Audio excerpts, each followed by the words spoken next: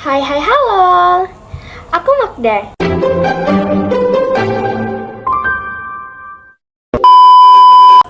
Sebelumnya, kenalin, aku Nora Azaria Magda, mahasiswi Fakultas Kedokteran Universitas Wahid Hasim Semarang. Dengan NIM 2510901106. Sebelumnya, aku mau tanya nih sama teman-teman semua. Kalian tahu nggak sih, kalau AI itu bisa halusinasi loh? Halusinasi? Iya, halusinasi. Jadi, ketika kita memberikan suatu perintah kepada AI atau prompt yang tidak tepat atau tidak spesifik, maka AI bisa memberikan sumber dan jawaban yang tidak sesuai dengan keinginan kita. Contohnya, ketika kita menginput kata email, nanti AI bisa memberikan jawaban email yang lain seperti email pesan ataupun sebagainya. Padahal yang kita maksud adalah email dalam dunia kedokteran, di mana email merupakan lapisan terluar dari gigi kita. Contohnya kayak gitu ya teman-teman. Sekarang aku bakal ngasih tahu tips ke teman-teman semua gimana sih caranya nyari sumber jurnal serta meringkasnya untuk membuat esai, makalah, ataupun karya ilmiah lainnya agar tidak terkena dampak halusinasi dari AI. Check this out! Pertama, kalian bisa membuka Google Chrome lalu memilih akun email kalian. Dan kalian bisa search gemini.google.com. Lalu klik enter untuk menuju ke pencarian. Selanjutnya akan muncul laman dari Gemini seperti ini. Kalian bisa memberikan prompt pada laman yang tersedia. Contohnya, aku buatlah resume minimal 3 paragraf tentang tren artificial intelligence untuk pendidikan kedokteran dengan melampirkan daftar pustaka 5 tahun terakhir beserta link doi atau URL-nya pada halaman terakhir.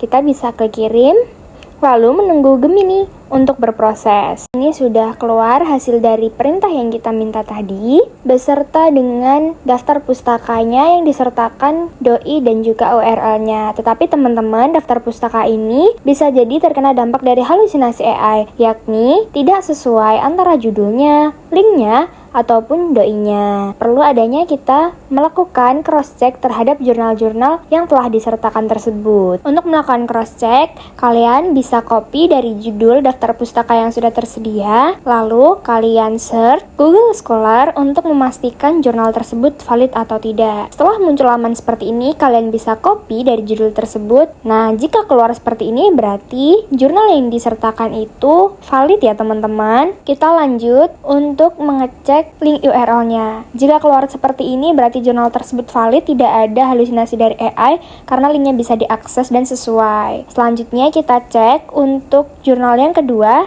sama seperti tadi kita copy judulnya, lalu kita pergi ke Google Scholar untuk mencari jurnal tersebut. Kita enter. Nah, ketika muncul banyak jurnal seperti ini, berarti jurnal tersebut itu tidak valid atau tidak bisa ditemukan. Coba kita cek linknya ya teman-teman. Nah, ketika dicek linknya seperti ini, muncul judul jurnal tersebut. Sebenarnya jurnal ini valid karena muncul jurnalnya, tapi tidak ada di Google Scholar. Berarti ini ada halusinasi AI juga ya teman-teman ya. Selanjutnya kita cek untuk jurnal yang ketiga. Sama seperti tadi, kita copy dari judul jurnal tersebut, lalu kita mengeceknya di Google Scholar.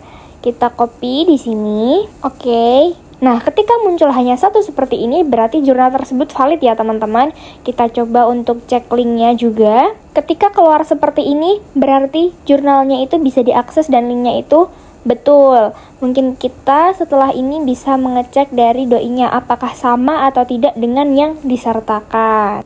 Selanjutnya kita bisa cek untuk jurnal yang keempat. Kita copy judulnya, lalu kita pastikan di Google Scholar. Ini kita hapus, lalu kita copy, enter.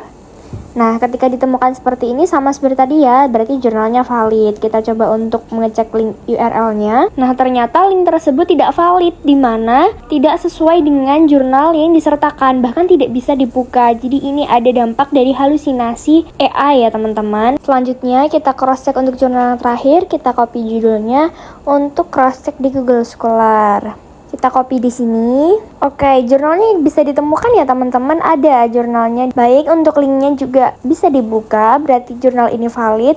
Coba kita cek untuk doi-nya, apakah sesuai atau tidak. Nah, ini ditemukan kejanggalan di sini. Doi antara yang disertakan dari Gemini dengan yang disertakan dalam link itu berbeda. Di sini juga merupakan contoh dari adanya halusinasi AI ya teman-teman.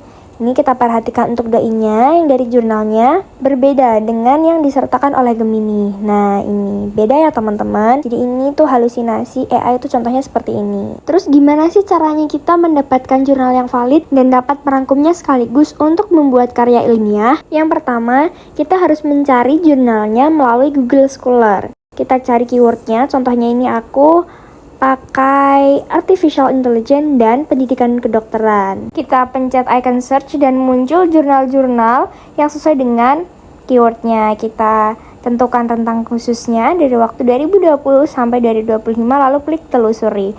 Nah, di sini jurnal yang tertera merupakan hasil dari keyword yang kita masukkan dan juga lengkap dengan rentang tahun yang kita berikan. Ini aku mau ambil jurnal yang pertama. Kita open di tab baru. Nah, ini jurnalnya sudah ada. Lalu kita buka PDF-nya terlebih dahulu, lalu kita download file tersebut. Nah, ini untuk tampilan jurnalnya ya. Oke, kita lanjut untuk mencari jurnal yang kedua. Kita buka di laman baru, lalu kita buka PDF-nya kembali. Sama seperti tadi, kita download file tersebut. Seperti ini jurnalnya. Lalu kita mencari satu jurnal lagi di Google Scholar. Kita buka di tab baru. Lalu kita buka untuk PDF-nya. Ini langsung download aja ya teman-teman. Nah, kita perlu klik download kembali. Seperti ini jurnalnya. Oke, baik. Jadi 3 jurnal tadi kita udah simpen ya teman-teman. Sekarang untuk mempermudahkan dalam mencari jurnal tersebut, kita jadikan dalam satu folder dengan membentuk folder baru. Jangan lupa untuk folder kita beri nama untuk memudahkan dalam pencarian. Lalu kita masukkan satu persatu dari jurnal yang sudah kita cari. Ini untuk jurnal yang kedua dan untuk jurnal yang ketiga. Oke, jadi dalam satu folder ini sudah ada 3 jurnal yang akan kita jadikan rujukan nantinya. Selanjutnya, kita buka dalam Chrome notebook.lm. Kita buka dan akan muncul halaman seperti ini. Kita klik try notebook LM. Kita tunggu dan kita cari untuk membuat notebook baru. Selanjutnya, ini kita upload 3 jurnal yang tadi sudah dijadikan satu folder. Kita langsung upload 3-3-nya sekaligus. Tinggal drag and drop ke dalam laman notebook LM. Selanjutnya kita tunggu sampai checklist semua dan muncul hasil dari 3 jurnal tersebut. Kita juga bisa memberikan pertanyaan-pertanyaan dan AI ini akan membantu kita untuk menjawab sesuai jurnal. Di sini aku memberikan prompt untuk membuat resume dari jurnal yang sudah di-upload tadi. Di sini hasilnya langsung keluar dengan total 3 paragraf sesuai yang tadi kita minta.